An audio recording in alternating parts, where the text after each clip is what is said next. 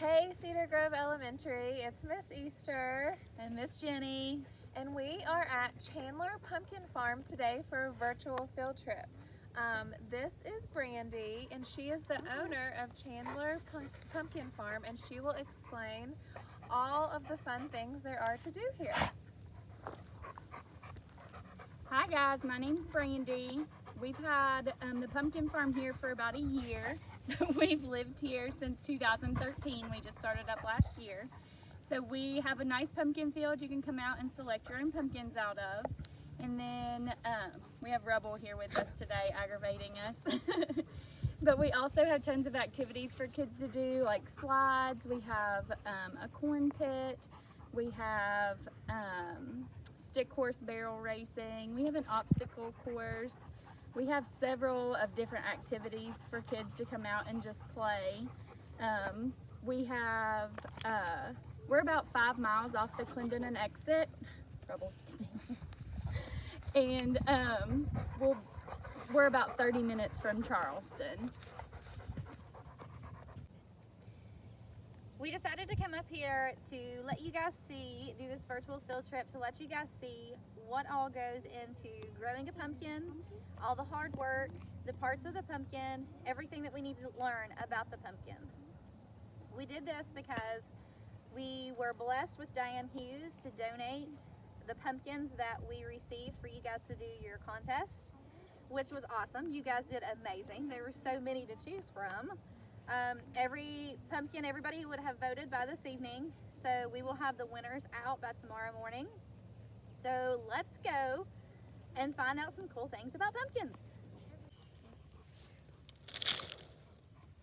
This is our pumpkin patch. We have 11 rows of pumpkins we grew this year. Last year we only started with 5 rows of pumpkins. So we expanded this year and did some more rows, and we can kind of show you here where the pumpkins grow at and kind of the process of that. So our rows, this is what we call a row, like the mound here down the middle.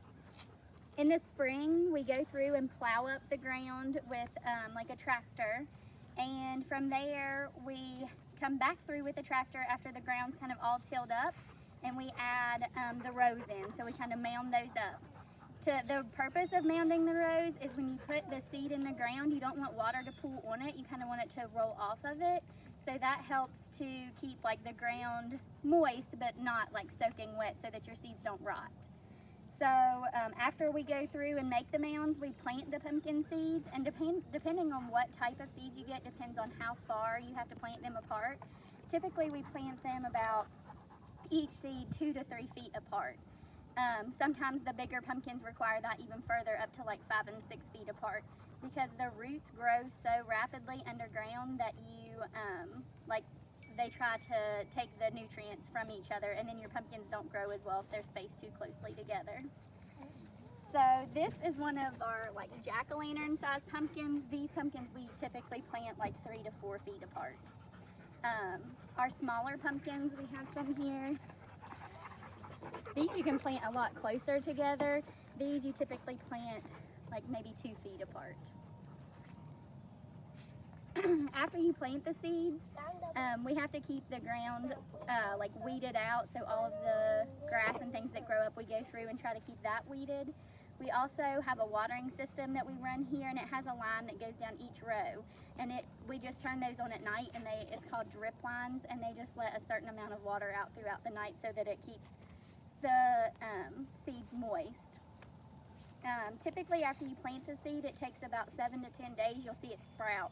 So you see that pretty quickly come through the ground, like within a week.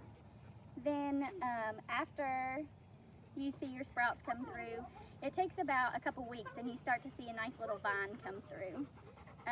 After your vines start to grow, it gets a lot harder to weed, because a vine from here can stretch all the way down 3 or 4 rows down the patch.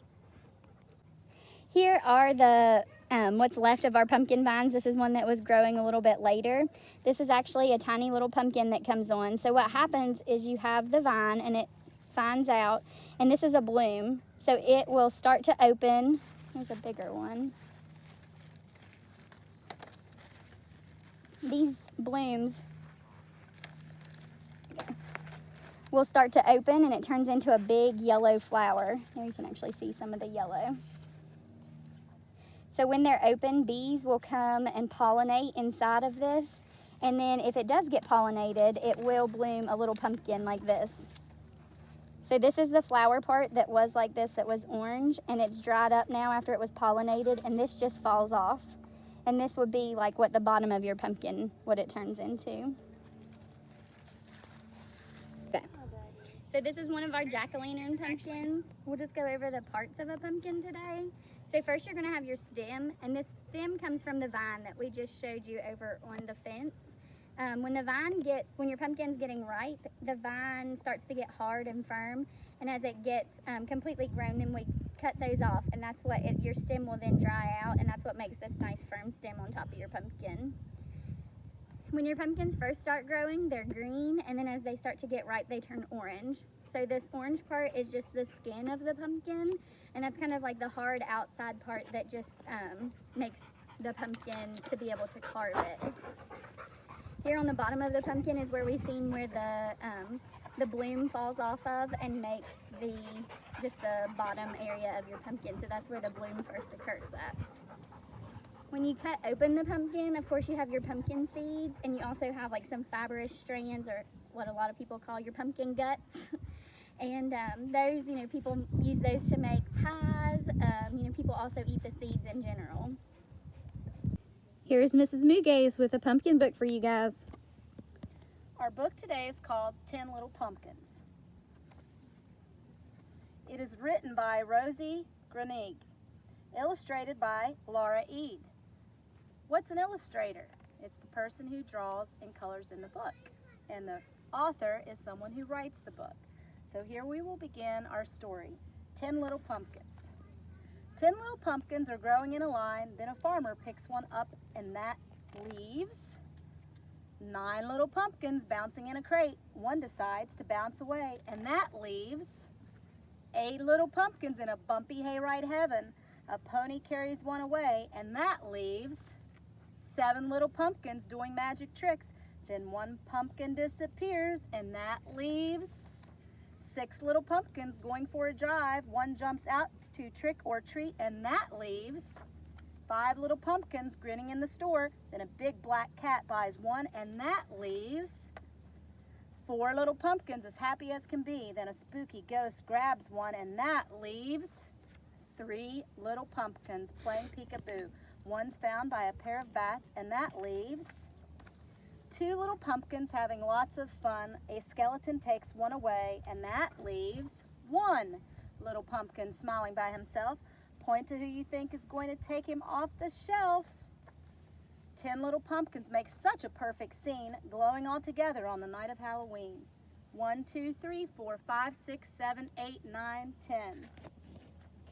And that concludes our book about 10 Little Pumpkins. We hope that you all had a wonderful virtual field trip here at Chandler Pumpkin Farm. And I wanted to tell everyone that is working from home, e-learning or virtual, that we don't see every day, that we miss you very much. And we hope to see you soon. Thank you all, and have a great week at CGE. Bye, everyone. So this concludes our virtual field trip at Chandler Pumpkin Farm. You guys should come out and visit on Friday, Saturday, or Sunday from 11 to 7. Children 2 and under are free, and everybody else is $6. The rest of this video will be a video of the property and the rest of the farm. Bye guys. Thanks for joining us.